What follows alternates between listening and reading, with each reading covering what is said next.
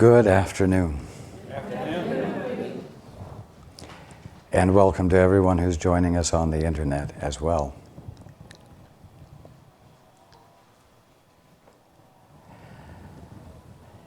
I'm not going to add anything significantly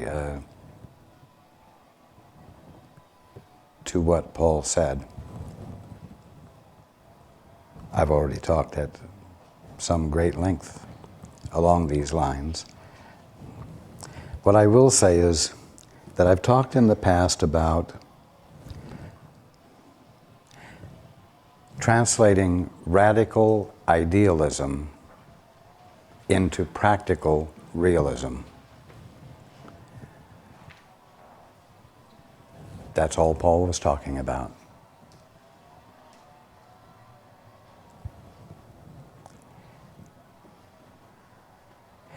If ultimate truth bears no relationship to your daily life, it ain't worth shit.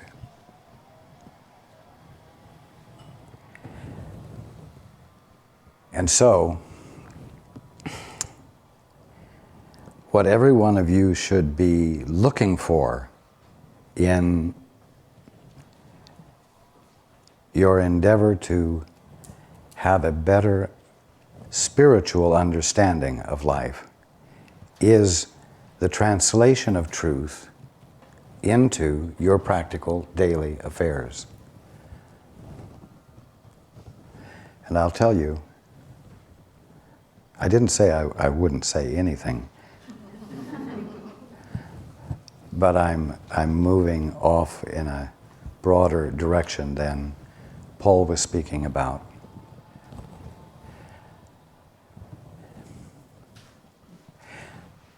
The one arena where radical idealism needs to be translated into practical realism is in your relationships.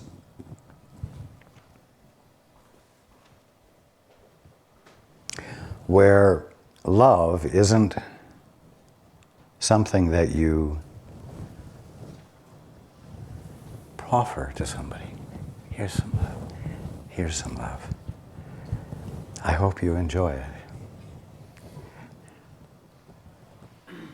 Without involvement, you see, without a connection having been made. Love, literally, is when you become defenseless enough against your brother, defenseless enough with your brother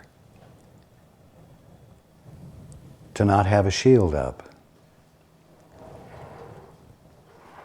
to be willing to get into their skin with them, so to speak, to be willing to get past the picture or definition you have created about them in your mind, so that you're not talking to your picture of them when your voice is speaking and they're standing in front of you. Where you're willing to not be afraid of what they're feeling, when you're not afraid to feel what they're faced with, so that your response addresses the real need and the love, which is radically ideal, can be translated into the practically real, relevant thing that blesses them and blesses you because you've made connection, not just stood as an observer giving out your little tidbits of truth.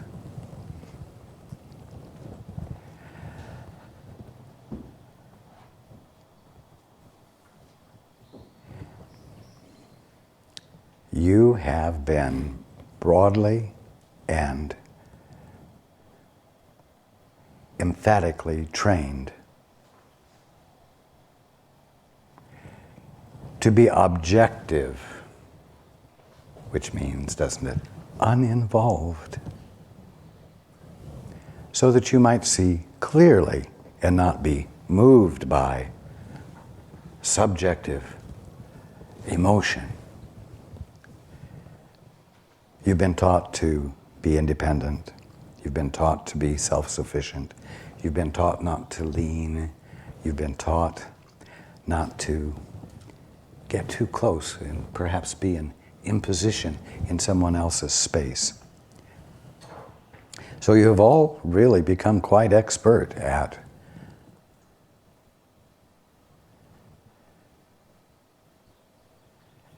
being an uninvolved giver of your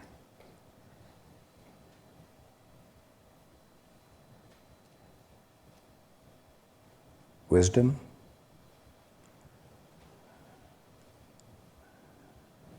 of your spiritual understanding,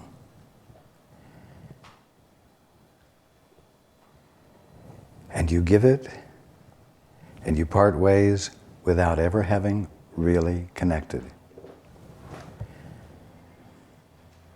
And you feel good because you have not introduced anything that created more of a problem for that one.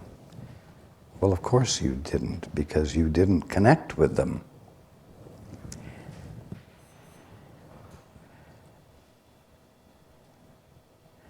I've been talking for some time about the meaning of the word involvement, becoming involved with each other. This, of course, is more work than uninvolved camaraderie, uninvolved sharing of principles and ideas that might be helpful to you. Oh, it might be helpful to you if you looked at it this way. Well, from my experience, this is the truth, and maybe that if you were to embody or embrace this, it would be helpful to you too. And no connection has occurred. No heart connection. No willingness on your part to get in where it's messy. Do you see what I mean? So that you can walk away and you're still sterile.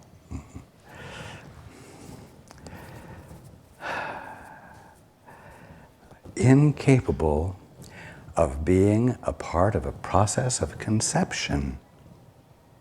Sterile. Incapable of being involved enough for a connection to occur where both of you discover that you're not alone, and where you have the potential for realizing that in your joining you are safe.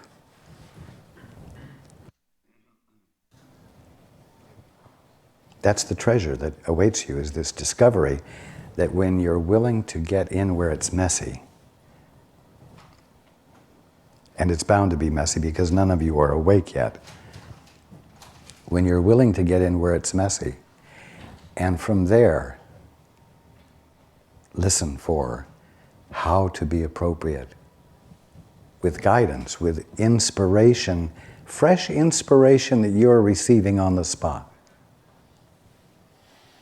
Inspiration that will be of such a nature that it will address the mess.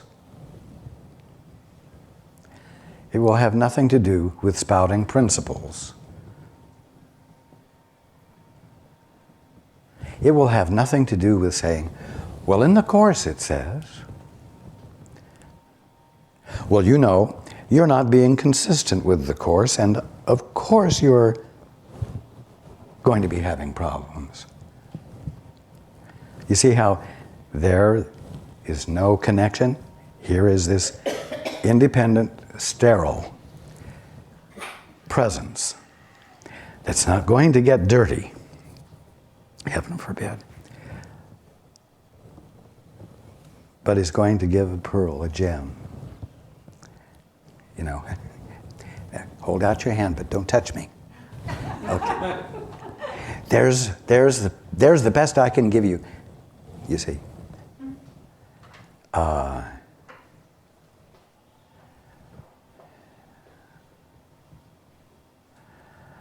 instead of perhaps one of the biggest, warmest hugs that's wordless, that conveys that whatever they're going through isn't bothering you, doesn't upset you and doesn't estrange them from you.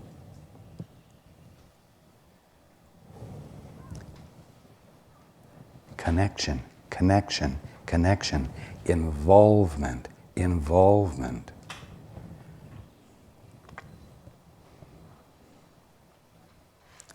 Well, you say, I've got so many problems of my own I've got to take care of. I can't afford to get in their mess too. And you forget that your problems are arising out of the commitment you hold to be independent, to be uninvolved. You know what? The one who's distressed, the one who's messed up, when embraced and held close, without any defense present between you and them,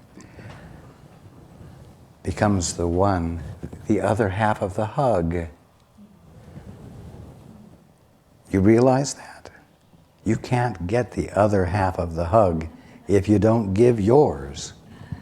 You can't get the blessing of the gift that you're not giving. And wonderful spiritual ideas are utterly useless when they haven't arisen out of a connection that happened first.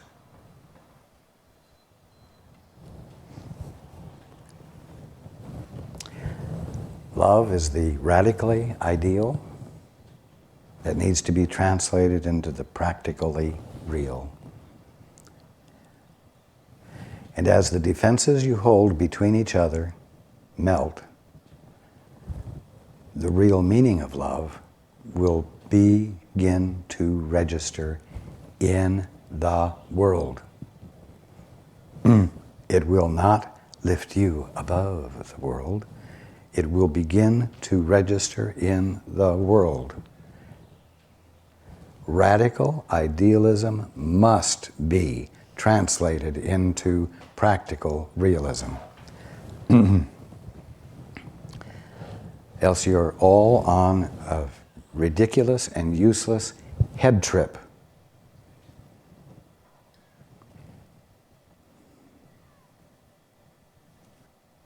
Okay. Hands.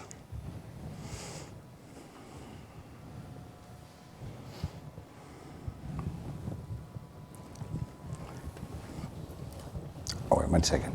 One thing, if you will hold the mic down here and not up near the top, that will be better.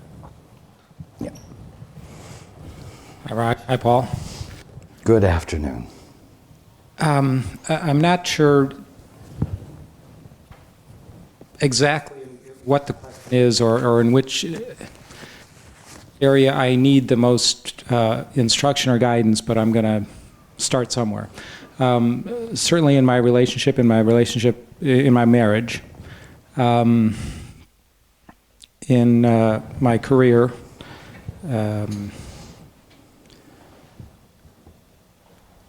I feel stuck, am stuck, and I'd like some guidance.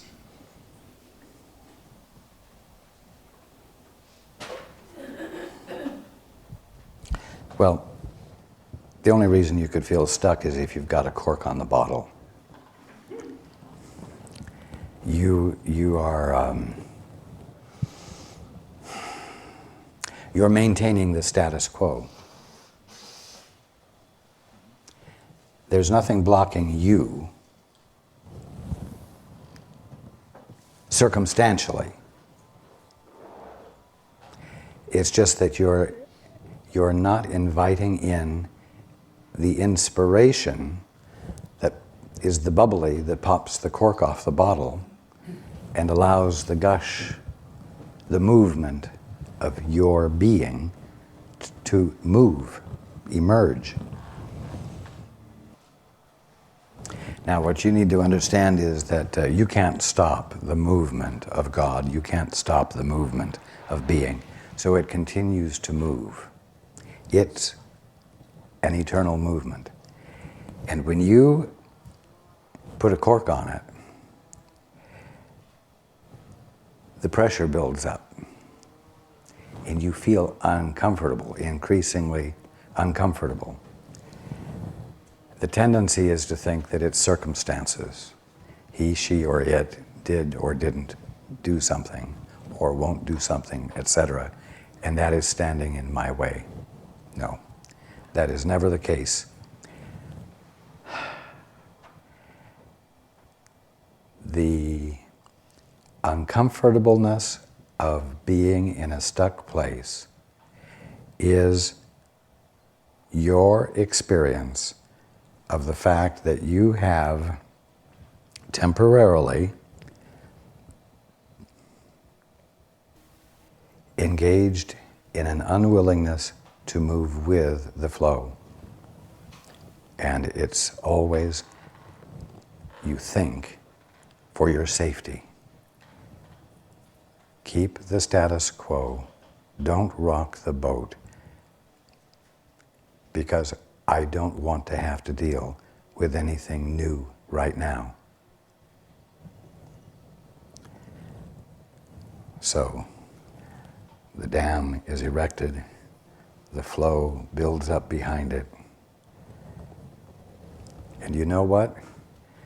The pressure you're feeling is your good, is your fulfillment, saying, this wall, this cork, is an illegitimate imposition upon my movement.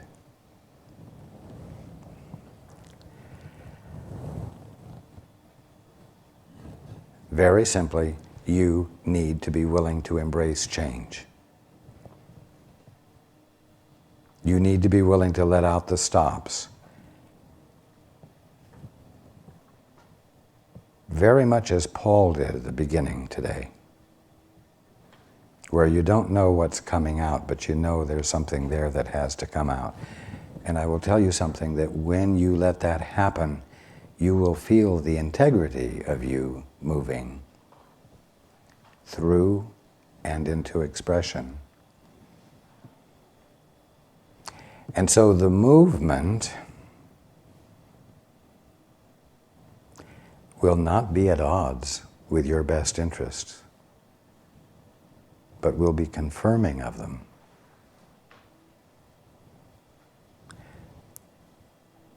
But you must be willing to be out of control. If any of you want to experience inspiration, and inspiration is always transformational, you're going to have to let go of control. Because inspiration, the movement, is going to mean things will be different.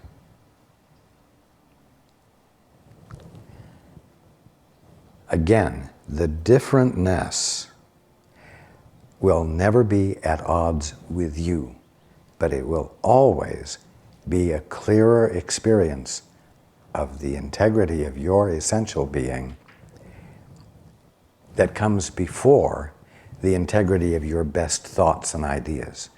In other words, the you that you are, that has intelligent and orderly thoughts, exists in the absence of the orderly thoughts. And this you that exists in the absence of orderly thoughts is integrated already. It already has integrity. And that's where the movement comes from. And so when you say okay to the movement, it's always going to uncover a much more satisfying experience of integrity than the integrity you're going to be letting go of that was all an intellectual head trip. And so you're going to feel more grounded, more stable than ever before. But you're going to have to let change happen. Now, when you think of change, your mind immediately jumps to circumstances. Change in circumstances. No.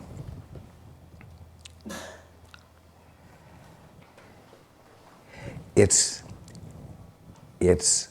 and that's why I am identifying it as the movement of inspiration, because you know that comes from inside. That's where the change will come, the inspiration that will cause you to say, oh yeah, I get it. Oh yes, I see. Oh yes, I feel what to do. And the action to be taken will, as it did with Paul today, even though he's not still not sure that it's what it did, it will embody integrity in the world. The inspiration will cause your innate integrity to emerge so that it can be visible, manifest.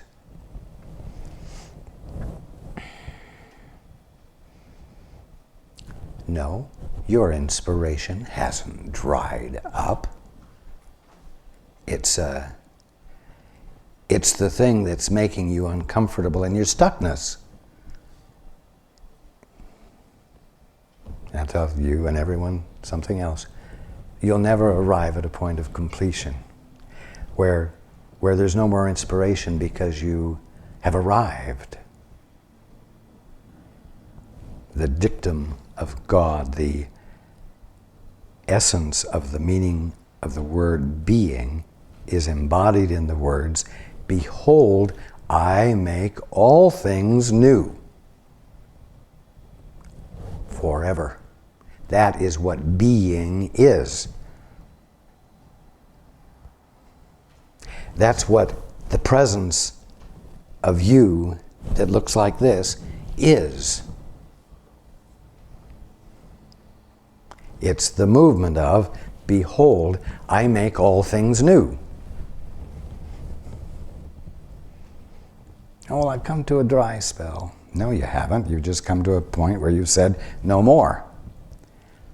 For whatever reason.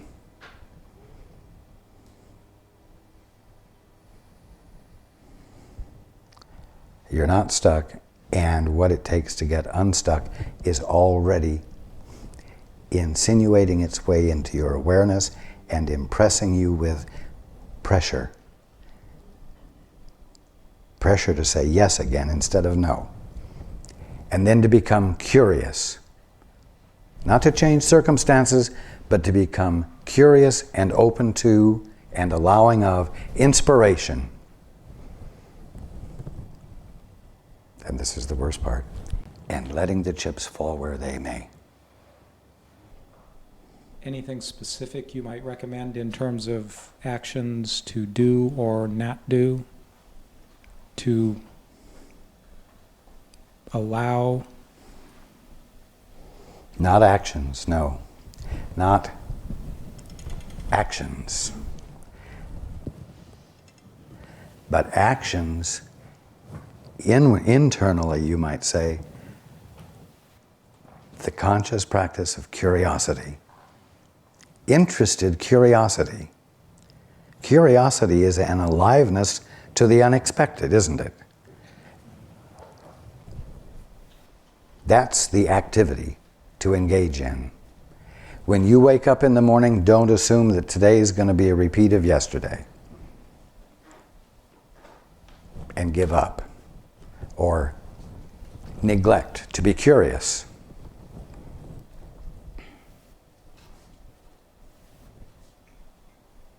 If you do anything other than that, in terms of actions, you will get involved in the action for the action's sake, and you will neglect to be curious.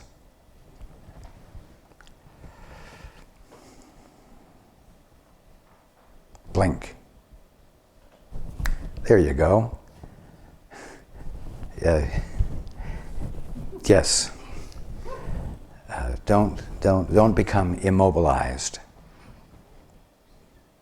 I'm not telling you what actions to do in order to be mobile, but don't be immobilized, physically or mentally.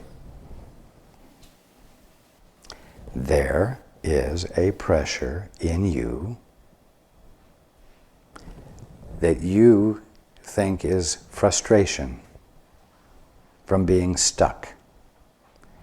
But it's not frustration, it's not a negative, it's life, the livingness of being right there where you are, saying, this cork is an illegitimate imposition upon my movement. I'm not going to settle for it.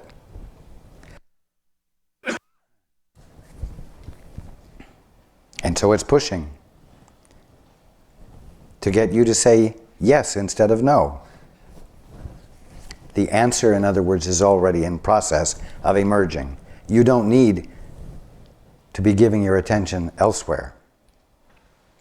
You just need to start becoming curious for what? The flow of inspiration. Curious for fresh, new ideas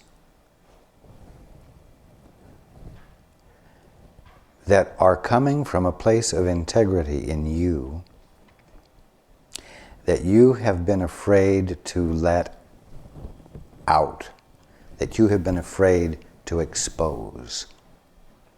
You were one of the first. You were the very first to applaud Paul this afternoon.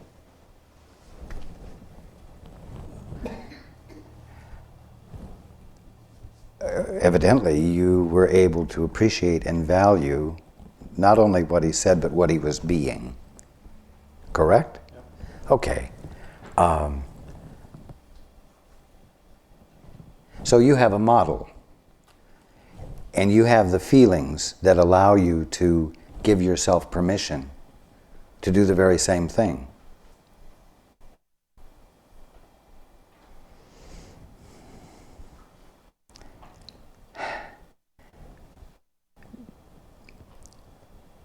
Practice curiosity, meaning look for the inspiration. Look for the inspiration of what?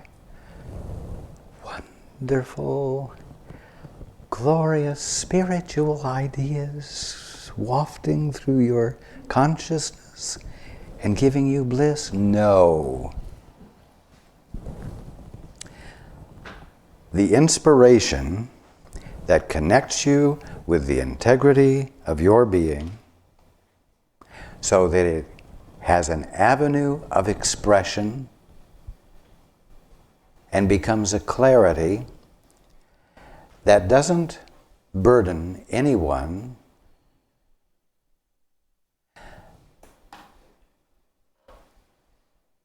but establishes a connection.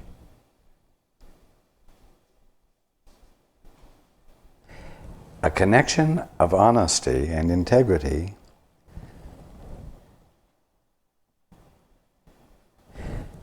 that causes those that you are with to feel empowered,